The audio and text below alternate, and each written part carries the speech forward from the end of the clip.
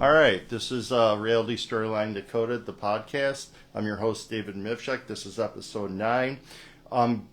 As like I did in episode 8, where I showed snapshots of an event and, code broke the different type of individuals that were in the same type of group, and I broke that down and showed how comprehensively a storyline emerges for the event, right, in different aspects of the event, which was a Donald Trump rally shooting. Okay, so I hope I got this mic corrected, just so you know it's been staticky. It's low production. I'm going to start building it up a little bit here and there as I go along.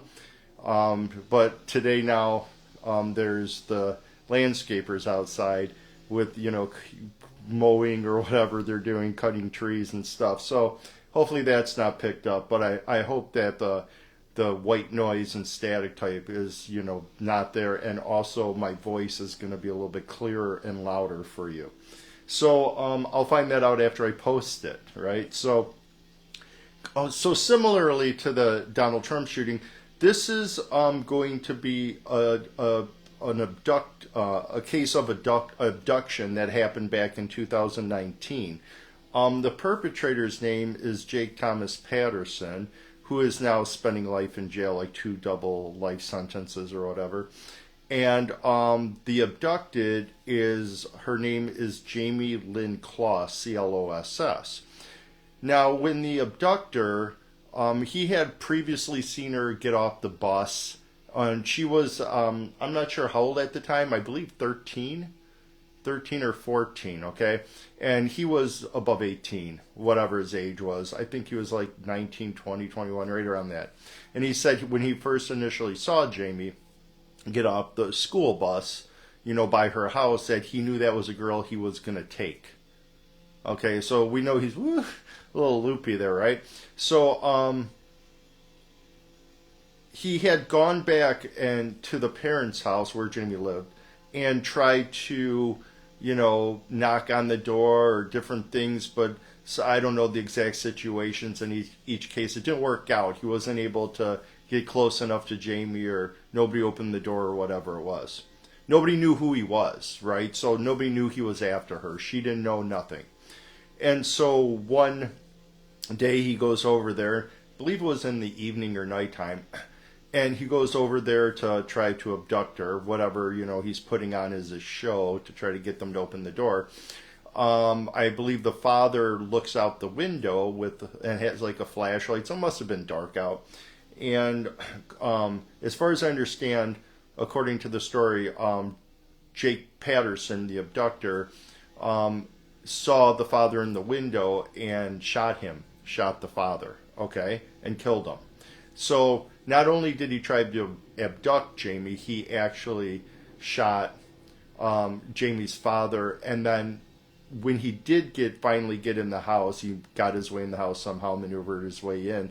The mother of Jayme and Jayme were in the bathroom, and Jayme's mom was holding her close to try to protect her daughter. And Jake Patterson shot Jayme's mother in front of Jayme, which is horrific, right? So if Jayme ever happens to see this, sorry for your loss, sorry for your experience. I mean, it's an experience that nobody can put their mind to or understand the emotional impact unless you're Jayme in the situation, seeing your parents get killed and then also be abducted. And then when he abducted her, he put her in the trunk of his car, and I believe this was Barron, Wisconsin. It was Wisconsin. I believe the name of the town that she lived in was Barron, and he took her about, I believe it's 60, 70 miles away to another location in northern Wisconsin, or farther north in Wisconsin, called Gordon, I believe is the name of the town. And his family had a cabin there, so he took her to the cabin and put her under his bed, right? He trapped her under his bed, and then so he made like rules for her, what she was allowed to do, wasn't allowed to do, type deal. And he had people over, like family, for Thanksgiving and different things like this. And it happened in, I believe the abduction happened in October. I don't know the exact date, but he had her for 88 days, right? This isn't like 1 or 2 days, it's 88 days. And so she was trapped under his bed. She was allowed to come out as long as she could go out in the yard, but she had to follow rules and different things like that. And as a, 13-year-old girl, or anybody in that case, but especially, you're younger and you have a male figure that's overpowering you, you're not gonna try to upset the situation too much, especially if you feel you're somewhat safe, right? Because you just might get killed, right? You're not trying to do that. So, in this fate, what I'm going to do is show you different snapshots of the event. When I did this Fate Stack series, I broke it down according to, in chronological order, the people that Jake Patterson was involved with, right, in each situation as time progressed, and then the people that Jayme was involved with, because she ended up escaping the cabin after Jake had left to go shopping, or he had left for a couple hours. He told her to stay under the bed, whatever, but she got out. Okay, he would take stuff and push things under the bed to block her, right, and to make sure nobody could see her under there and to trap the noise. Okay, so definitely a psychopath. Okay, definitely belongs in jail. Don't put him out in society. Do not let him out, right? Okay, so in this first scene, okay, and I should say for quickly for anybody seeing this the first time, not knowing what a fate stack is, so mathematics, you can look at it this way. Mathematics takes numbers to measure physical reality, right? But it says nothing about what happens in reality for the storyline, like your day-to-day events, right? So ordotics, which is a study I've came up with, is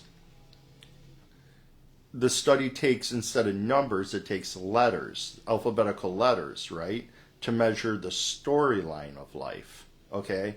So as a quick example, and this is my book, Reality Storyline Decoded 2, these are query stacks. Today it's going to be fate stacks, but they're similar, okay? And so you can measure the width and the height of this book and the depth of it, and you could open it up and measure the letters and the spaces in between, and you could come up with a whole bunch of things with numbers for measurements, right? But it's not going to tell you what the book's about, right? You have to actually read the letters, right? And then when you take in those letters, then there's meaning that's supplied along with those clumps of letters called words, right? And you take that in and the meaning starts to make sense. You can't do that with numbers. So just like physical reality can be measured in general, physical reality can be measured and understood through numbers, the storyline is understood through taking letters and manipulating them like you would numbers, but not in the same way. So you'll kind of see that come out with the fate stack I'm going to show.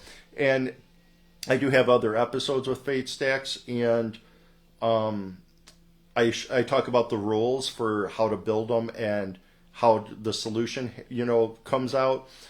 They're different than query stacks. So if you've been watching, you see query stacks and you see how the solutions have to have the same type of structure. It's not the same thing with fate stacks. Fate stacks is a little bit more open-ended in the structure, but the message has to do with the people involved in the matrix of the fate stack. So just to briefly say it, okay, so these here are three of the same last names, Closs, Closs, and Closs. So that's the last name of Jayme, her father, and her mother, because when Jake first appeared at the scene, when this all started, he appeared at the house, and you have 3 victims in that situation. In this case, it's all the victims, either the ones that were shot or the one that was abducted. And then you have the perpetrator, Patterson. So you take the names and you list them from shortest to longest. So even if you have 3 people with the same names, okay, they have to be listed because each of those individuals is an individual in the event. So as to briefly talk about how to solve these, what you do is you connect the letters either horizontally or vertically, but not just diagonally. You can only use each letter once, because after you use it and what you do is you build a new word with it, right? It leaves the matrix, and you continue to go over to the next letter and create a word with that, okay? And the words are English words, okay? And they're found in dictionaries like Merriam-Webster Dictionary, and they should stick to nouns, pronouns, proper nouns, adjectives, verbs, adverbs. You know, you try to stay away from slang, you try to stay away from interjections and words that really don't have a lot of meat to them to build up the scene or to show characteristics or attributes of the event, okay? And then when you take out the words you build, you take them out from top left to bottom right. So that reduces the opportunity for the decoder to build a sentence with meaning what they want it to be, right? Because you're listing those words in order. And then you can add punctuation, okay? And then it should tell you something about the event, okay? And then, so not only does each letter have to be used, right? All the letters have to be used. You can't have leftover letters. And as I mentioned in a few of the past episodes, there's also the alphanumeric conversion chart, where the letter O equals the number 0, and then A through I equals the number 1 through 9. And I've discussed why that is in previous episodes, especially episode 2. So that's where I introduced it. So if you want to go back and watch episode 2, it's been used in episode 8 also. You can watch those episodes and understand the alphanumeric conversion chart and why that's used or where it was originated from. This is all originated with me, this whole study, everything about it, every single thing. So it's originated with me, but you can see the process that elucidated it when I was decoding. Okay?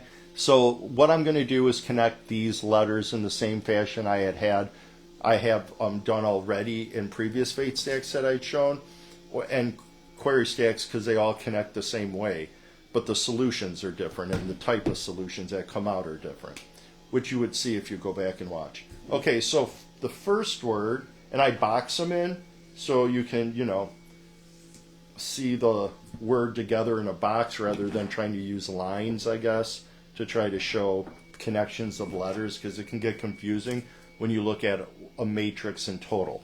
Okay, so the first word I'm going to box in here, is the word Closs, the last name, okay? And this word is just stating we have the family Closs, okay? A group of individuals with that last name Closs. We know we do because we know the victims of the, who had been murdered and also abducted. Now, the second word I'm going to box in, and I'm going to try to do this rather quick because I have only so much time here, and there's like 5 different snapshots I'm going to go through. This is the longest, and then some are a little shorter. Okay, so I boxed in the letter C. If you go to the alphanumeric conversion chart, you have the letter C equals the number 3. Okay, and then we can see here in the answer I wrote Closs, and then there's 3 of something, okay? And then the next word, I know you can see the answer, right? Because I've listed it already on the piece of paper, but let me explain what it is, okay? So this word's gone, you can't use the letters, that C's gone, you can't use it, you continue to go over, and you got the word loss, okay, right there, L-O-S-S, okay? So that first phrase is Closs, the number 3, and that number 3 is attached to the word loss, okay? So there's a loss of something, and there's 3 of those things, okay? That's what I'm trying to show with the punctuation. And a loss is a person, in this case. It's either a person or thing, but in this case it's a person that is lost, okay? That is lost or parted with. That is no longer there. Not like necessarily like it got lost, I have to go find it. You should go find like Jayme in this situation, but in this sense it's like, it's a loss, it's no longer there. There's those people are parted with, okay? And in this case you have the parting, you have the Jayme's father being, shot and killed. You have Jayme's mother being shot and killed. So those are the losses for Jayme, right? And that's a loss for the family, and it's a loss of life. And then you have Jayme as a third loss in the situation, because she was abducted and taken away, okay, from her surroundings. So That's the understanding of the things that are being lost, okay? The losses, okay? The next word is cap, C-A-P. So these letters are gone. We go down to the next row, and the available C goes with the P and the A. So the first word here is cap.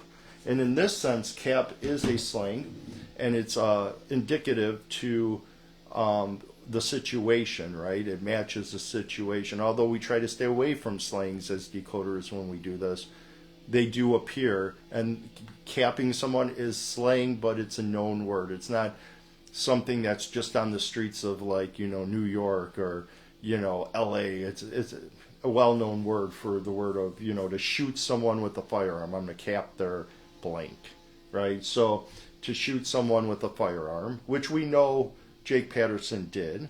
Okay, so the next word, so what got capped? What got shot?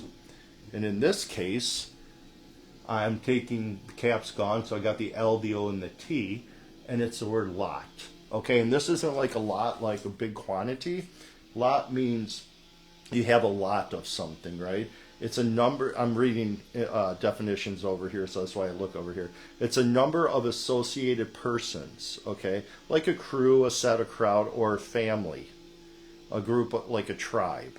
It's a lot of people. Not a lot. It's not like quantity. It's a certain type of group of people, okay? So the answer is cap lot, okay? So there's a shooting of a firearm, shooting a group of people that are similar. Well, we know there's a loss here of 3 people, right? Now, it doesn't explain what the type of loss is. And the next word, okay, the next word here uses these 5 letters to spell the word rest, R-E-S-T-S, okay? So what rests? And in this case, the rest means to be in the repose of death, or to be dead or in the grave. The rest in peace type deal, right? Okay. So what rests? Something is resting. Something is dead or in the grave. And in this case, it's dead, because we're not talking about a graveyard. Okay. So as we go along, and we used each letter only once, all these are gone, we use the last 3 letters to spell the word sun. And so what rests? A son, okay? S-O-N, in case you're only hearing audio. A son is the male offspring of human beings, okay? So we know that there's a loss of 3 people. We know that there was a shooting, right? And there was a group of people, there was a lot of 3 people that is understood to be this family Closs, and there's somebody who died who is a male offspring, which would be the dad, okay, the father would be the son. So we know in this case there's a group of people, they're a lot, they have the same last name, and there's a male who died. Now it doesn't mention the mother died, but it's starting to get specific, okay, as it goes down through the answer. Okay, so I'm going to take this answer and put it to the side at the moment. And I'm going to go on to the next one. I should say there's, for the evidence of that, for the situation, okay, for that scene, the Closs, the 3 loss, the cap, lot, and the sun rests. This is from Kidnapping of Jayme Closs in Wikipedia. I don't try to use Wikipedia, but sometimes it's an easy source just to grab information. And there's not going to be a lot of propaganda associated with this, so I'm not worried about false information.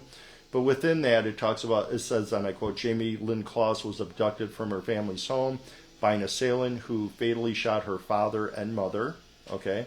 And then so that would be the cap and the lot, who got shot.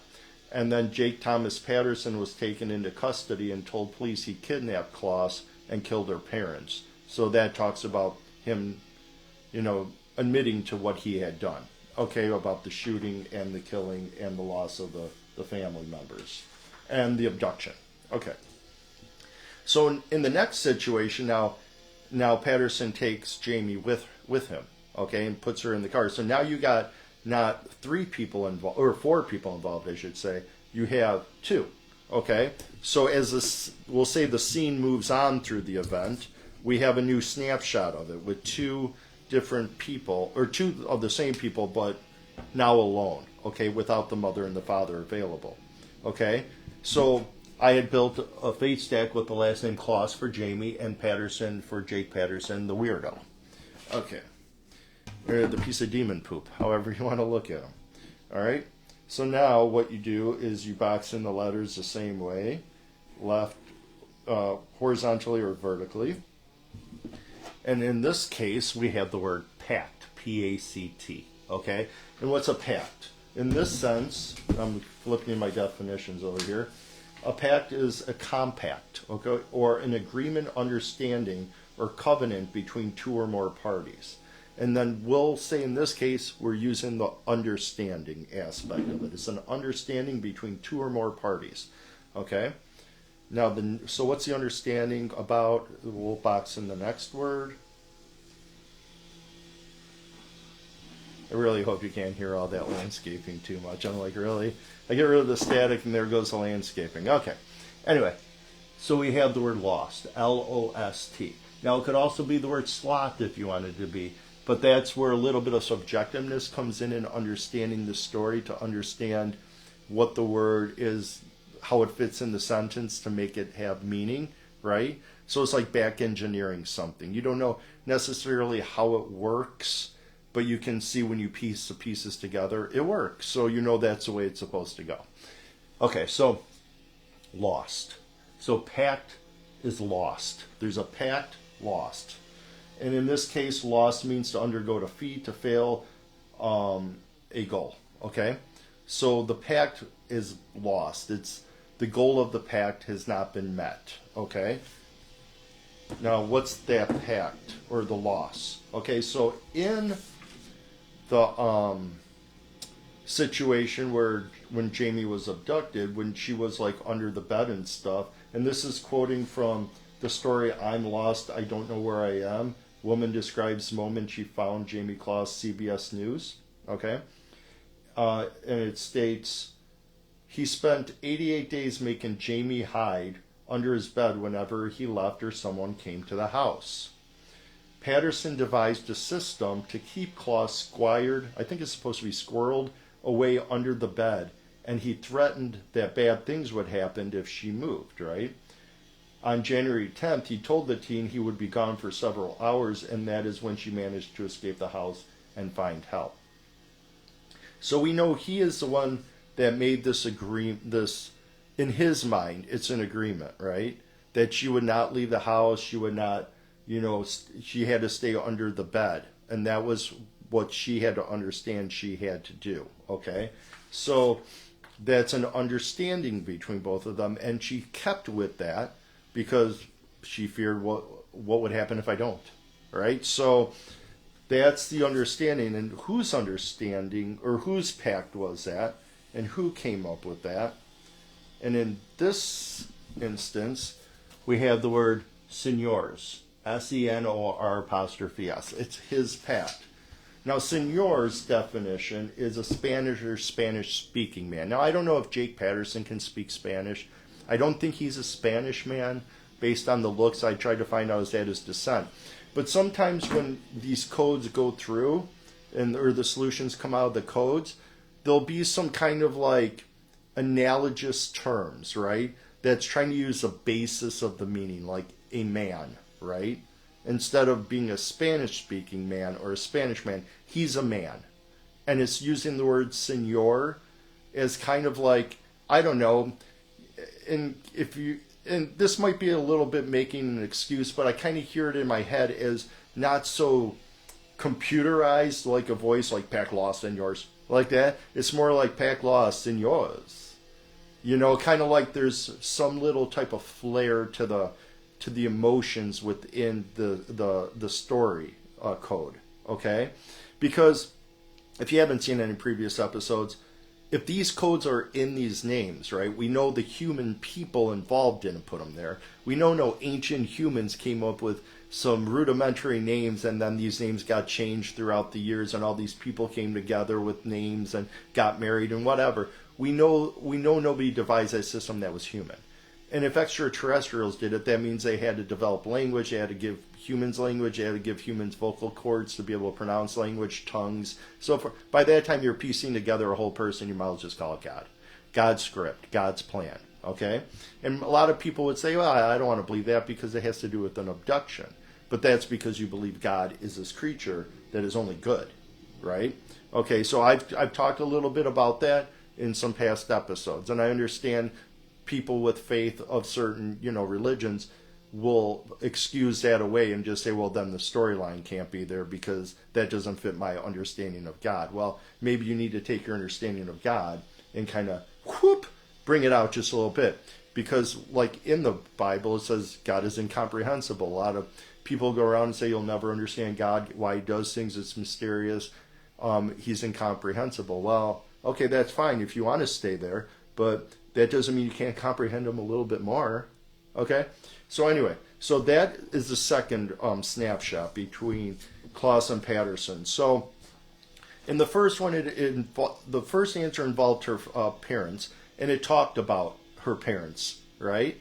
In the situation that occurred at the house. In this one, it talks about them two being alone, and it talks about the answer. Okay, so the situation has to do with them two being alone. The answer has to do with them two and their agreement, okay? So it's staying on course with the people used within the fate stack itself. Okay, I'm putting a couple things over here just to get it out of the way because I don't have high-tech stuff at the moment. I can do it. I do the graphics. I can make a music video or whatever, but going live, you need equipment and things, and I'm just trying to, take what I make here and put it back into the video. So if you enjoy stuff like this is the matrix. This is the code of life. It's like math, but with letters. And it's easier to do than math in some senses. But if you go on Amazon.com, I've got a Reality Storyline Decoded 2 query stacks. It's a 500-page book. It's really thick. Let me show you how big it is. I always do this. Take a deck of cards to kind of show how big it is. This is a deck of cards. So it's 8.5 by 11, okay? And it's all information. I'm not wasting your time. There's a lot of charts and stuff which take up space. So, 500 pages, it's a lot of charts in there too that you can kind of think of it, if there were some charts there, it might be more like 250 to 300. But those charts are the evidence. So I stick with evidence. I don't stick with me just pronouncing things to be true. A long time to write this book. It wasn't one night, let me tell you that. Okay, so anyway, the third snapshot now. So Closs ends up escaping, okay, from Jake in the cabin when he leaves on his 2-hour shopping experience or whatever he's doing. And so she breaks out of the house, she runs, and I'm going to make sure I get this right. Jeanne Nutter is the name. She runs, and there's this lady Jeanne Nutter who's outside on the street area wherever Jayme was, right? And sees Jayme. So the next snapshot involves Jayme's name and Jeanne's last name, Nutter. Okay? And I'm going to make sure I get this right. Okay. Don't want to box in the wrong letters and then I can't go back and correct myself because it's permanent marker. Okay. So the first word, connecting all the letters either horizontally or vertically. As you see, these are connected diagonally, but that's only because of the vertical connection with the C and N and the N to the U, and the horizontal connection between the C and the L, and then the L and the U. So then you can take out the letters like as a box, and then look at them and be like, and make an anagram out of them. Okay? And you might be thinking, oh, you can make any word out of that. Well, box them in and show me. Show me how many words you can make with only 6, 7 letters, and sometimes 2 or 3. Sure, you can. Put it in a sentence. Put it in a phrase. Does it make sense? Does it have anything to do with the situation and these people? And why are the ones that have to do with the situations and the people in there in the first place, right? Okay. So we have the word consult. CONSULT. And there you see it's the first word because you take them out from top left to bottom right. Okay? And then you add punctuation the best you can. I'm still kind of developing a system for that. I try to stick with, basic sentence structure with punctuation, like English, paragraphs are written and different things like that. And I know it fairly well, but it's like you have a code, right? It's not speaking like in long sentences, where you can put a comma here and different things like that. It's kind of like a list or a quick description type thing, okay? So the next four letters I'm boxing in spell the word rest, R-E-S-T. Now, consult means to take advice of, seek the opinion of, to apply to for information or instruction, right? And then rest means to lean in confidence, okay? Rely on trust. So in this sense, Jayme's running out of the cabin and she sees this lady, Jan, and this is according to I'm lost, I don't know where I am. Woman describes moment she found Jayme Closs, CBS again. It states, and I quote, Jan Nutter told co-host Gail King, and when I got close to her, she was first saying to me, I'm lost, I don't know where I am. I need help, right? So Jayme is seeking help, right? Seeking, applying for information, instruction. She's going there consulting with Gian to get the help that she needs, right? She's seeking that, can you help me? Can you help get me somewhere? I need help, right? And so the next word, rest, is the definition is to lean in confidence, trust, or rely. And in the same article, then it says, and this is Gian speaking, and she just sort of fell into me and said, I'm Jayme, right? So you have this girl who's locked up in a cabin for 88 days, and basically, and she runs out, and now she needs help, and she's going to consult or seek advice with Jan Nutter. Not like you're thinking, oh, she got in her business and went to go seek advice. In that sense, she is, though. She's seeking help. She's seeking some type of a consultation with Gian on how to move on and get that help, right?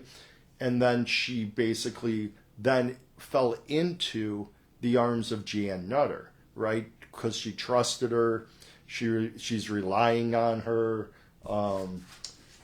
she's leaning on her confidentally with that, in confidence with her information of what's going on. So that is a quick little description of consult and rest. Okay. Now the next snapshot, and I'm trying to explain the meaning, the phrases the best I can without using too big of words and too elaborate of a discussion. Sometimes it's hard to do with a couple words and you're trying to say this is why, and that's why I pulled the evidence. So I have evidence to kind of back me up on that, right? Okay, so the next scene now is Closs and Nutter are together, and then Nutter's like, well, what do I do, right? So she takes Closs, and they, go down the road. Now they know that Jake at any time might be coming home. The cabin's not too far away from where Jayme and Nutter are, right? So they're making sure they get to that house without being seen. And they arrive at, the name of the person's, the house that they arrived at is Kristen Kasinskis. K-A-S-I-N-S-K-A-S, Kasinskis. Okay? Hope I'm pronouncing that right. But so I built a fate stack with the name Closs, Nutter, and Kasinskis, and so you see shortest name to longest name. Okay? So that's a rule that has to be followed. Now, I'm going to, and I got to make sure I box these in right, because again, I can't go back and change it. Okay, so that one is with that. Okay. And I don't want to pre-do it because then you see it all boxed together. Okay, so this one now is consults. It's consult with an extra S on it, okay? And so you see it's the first word in the phrase. And in the sense of consults here, it's the same idea, to ask advice for, seek the opinion, apply to for information or instruction. Okay? The next word, okay, making sure I boxing the right ones, because there's a lot of S's, and if I grab the wrong S, then I got to block that S off for another word. Okay, so this one, because we took out this word along the top, it's gone. We go down the second row, these letters are gone, we hit the T. So the T-E-R-S-K-A-S spells the word streaks, S-T-R-E-A-K-S, okay? So we have consults and streaks. Streaks in this sense is a verb, so it's an action, and it's to rush swiftly, to bolt, or to rocket. You know, somebody's streaked across the sky, or, you know, streaked down the road, okay? Doesn't mean they're naked, okay? Not in that sense, okay? Now the next two words go together, so I'm just going to, well, I'll do them separate real quick. So this one is ask, okay? It's the K-A-S of Kasinskis. And in this sense, ask means to extend an invitation to invite, okay? And the last word, so I did ask, and then we had the I and the N left over, so it's ask in, okay? So you're asking someone in your house, okay? So they go to Kasinski's house, and I'm going to tell you the evidence. So we have consults, and that's, again, where, you know, this is a rescuer's account. This is actually from, no, this one is from the CBS News again, article, I'm lost, I don't know where I am, woman described, so forth and so on. And it says, the consults is, I'm lost, I don't know where I am, I need help. It's when Jayme consults with Jan Nutter, okay? And then the streaks part is where she rushed Jayme to a nearby home, Jan did. Jan rushed Jayme to a nearby home. Okay, so they're rushing through the street, they're streaking through the street, they're running. I guarantee you they're not walking. They don't know where Jake is, so she rushed her, and it's probably moving pretty quickly, right? Okay, so streaks. So there's consults, streaks, and then ask in, okay? And ask in is, and this is when I say she rushed Jayme to a nearby home, it's from a different article, I should say. That's from Jayme Closs's Traumatized Woman. It's from a USA Today article. And beyond that sentence, she rushed Jayme to a nearby home, and then it says, and banged on the door.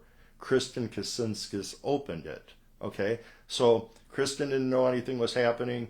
I mean, they knew who Jayme was based on the news, right? They recognized her, right? So when she opened the door, she recognized her and says, and this is what Kristen Kasinskis says, I knew it was her the second she walked in the door. So Kasinskis allowed her to come in, right? She didn't say, no, you can't come in here.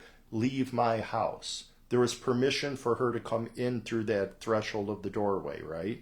I wasn't there. I haven't seen a report of her saying, Jayme, you're allowed into my house, right? But her action allowed her into the house. So her action is at least an action. I'm sure there was, come on in, you know, I recognize who you are. So Jayme was asked in. So there's consults, comma, like a list, streaks, and ask in, right? So it goes in order. Jayme consults with Jan Nutter, right? Jan Nutter figures out this is Jayme and rushes her to a nearby house by the word streaks. And then they get to the house, knock on the door, and Kasinskis asks her in, lets her in, permits her to come inside the house. Okay? And that's the fourth snapshot. Now the fifth snapshot is when a new person becomes involved. Okay? So you have Closs, Nutter, the one that saw Jayme on the road, Kasinskis, the one that allowed Jayme to come into her house, and then you have the last name Polen, P-U-L-L-E-N. And Polen is the person who answered the 911 call. She was the dispatch agent. And let me get her first name here. This is the evidence page I'm looking for. And do I have her first name? Her last name is Polen, P-U-L-L-E-N.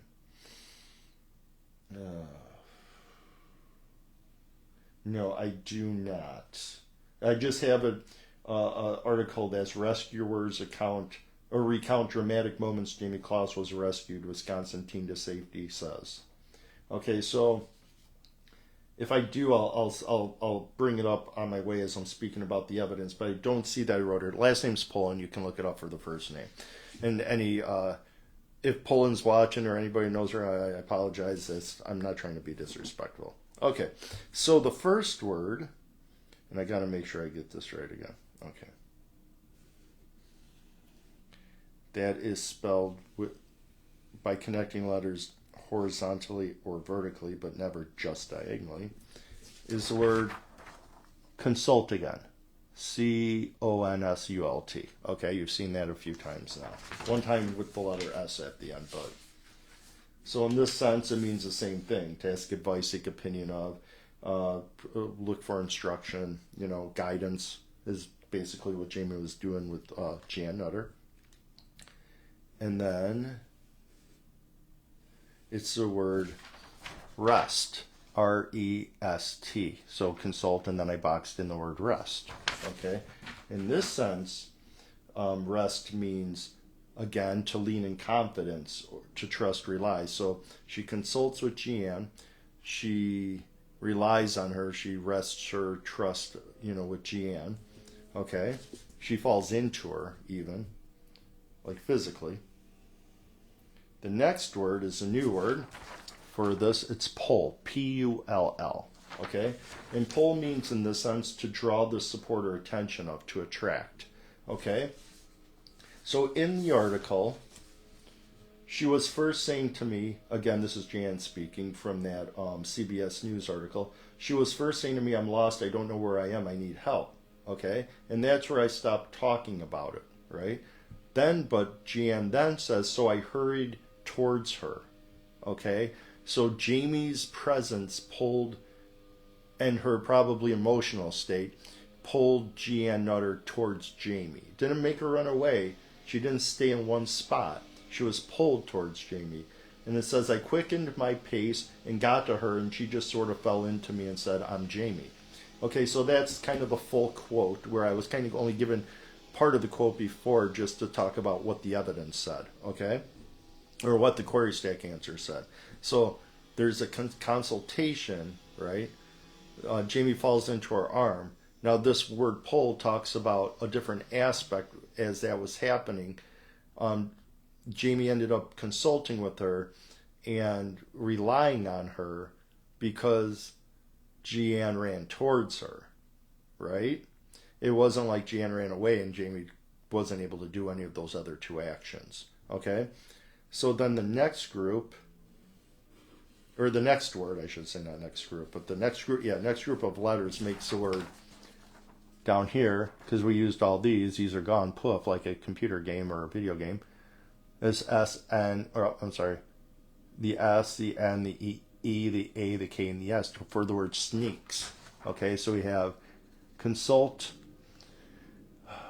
rest, pull, and sneaks. Okay? So in this sense, sneaks means slink, okay, or to go or move stealthily or furtively, as in fear, shame, to creep or steal longer away, retire ignominiously. In this sense, it means to go or move stealthily, okay, or furtively, as in fear, okay?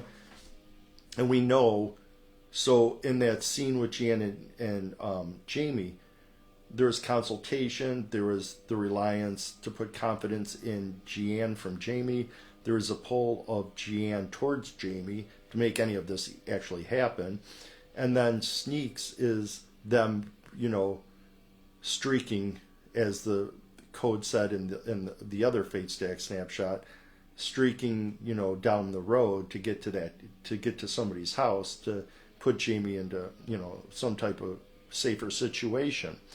And they did so not in happiness, right? I'm sure Jayme was happy and relieved, right? But there's still the fear of, Jake seeing them. So, of course, they probably moved stealthily, right? They didn't, hey, here I am, just so you know, I'm running down to the cabin, right? They made sure they weren't seen. And then the last two words that I'm boxing in, and I'm doing two because you've seen it, but the word ask here, and then the word in again. So this just kind of takes that situation, because when the 911 dispatcher's on the phone, the 911 dispatcher, right, is trying to figure out what's going on, right? And I'm sure this was said. I'm Jan Nutter. I don't think Jayme was talking. Kaczynskis, I believe it was Jan Nutter. I'd have to go back, but or Kaczynskis was saying what was going on, what's happening, how Jayme got to her house, so forth and so on. So this delves into the situation just a little bit more, right? Gives a little bit more detail about the pull that Gian had towards Jayme, and not that they're just running down the road, but they're doing so in a sneaky way, right? They're out of fear or shame, or not shame, but out of fear, or that was part of the definition, not something I believe, but as in fear or sneaking, okay? So they're sneaking out of fear down the road, doing it as quick as they can to not be seen. They get to the door, and again, they're asked in or welcomed into the house of Kristen Kaczynskis.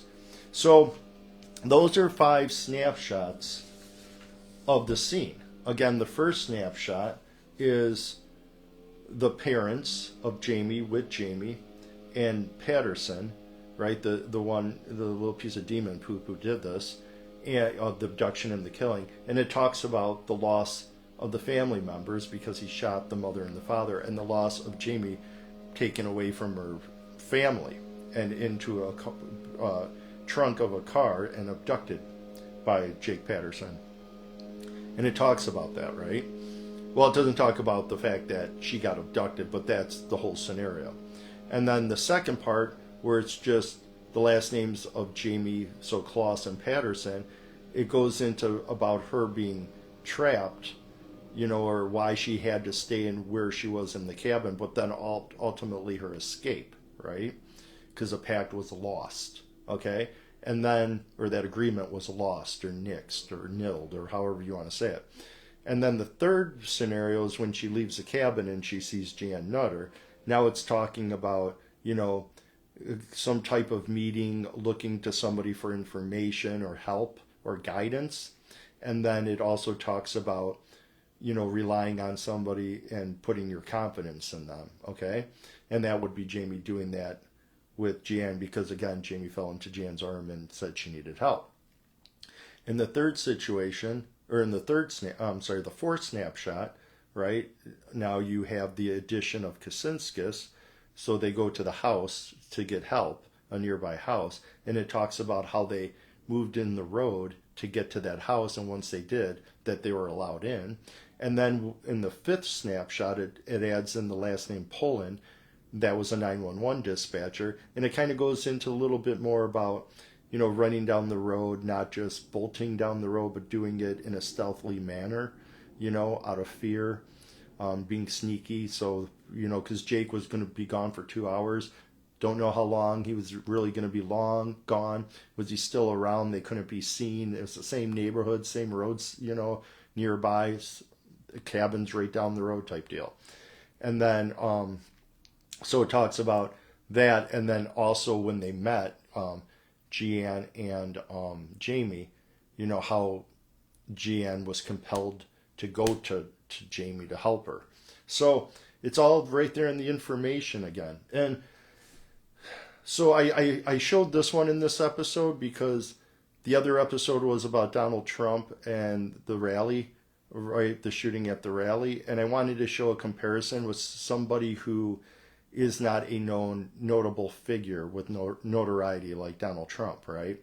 So these events that occur, right, don't necessarily have to be events that are prominent around the whole United States. Now, Jayme's was fairly prominent because she was gone 88 days, and there was a pretty big campaign to, locate her. So yeah, it's not just like, oh, well, they're a celebrity, so there's something there. I'm digging into different things also. And this was, when I did this one for the Closs family and with Patterson involved, I was really trying to understand a little bit more about the snapshots, right? Does the information necessarily have to go with each snapshot, those people, or can it just be about the event in general? And I'm still not really sure about that, Okay, because the Donald Trump one just kind of tells information, and I don't know. Maybe I have to go back and look to see, does it have to do necessarily with those people involved with the answer? Or is it just more information involved in the answer? I think it's general information, but could be specific. I think it's just a range. But all right, so that's episode 9. I'm still learning, as I just mentioned, but if you can, again, support me, you can buy this book on Amazon.com. This is taking the Matrix and showing reality's programming code like a computer code.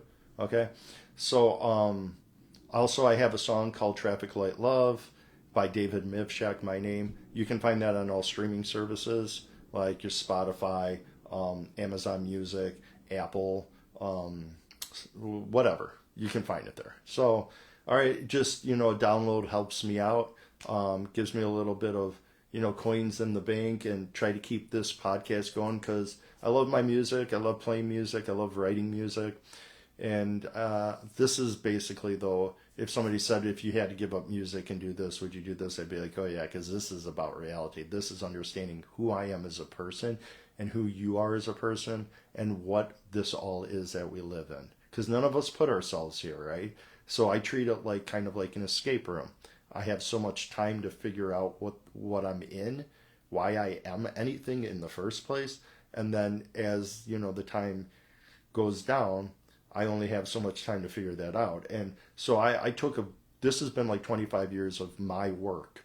This is not based on anybody else's. There's similarities to a couple other things that are way different in a sense, but I'll go through kind of that history, any type of information I had heard that kind of probably, were like some type of substrata to the study ordotics, which I called, is what I'm doing. So again, thanks for your time.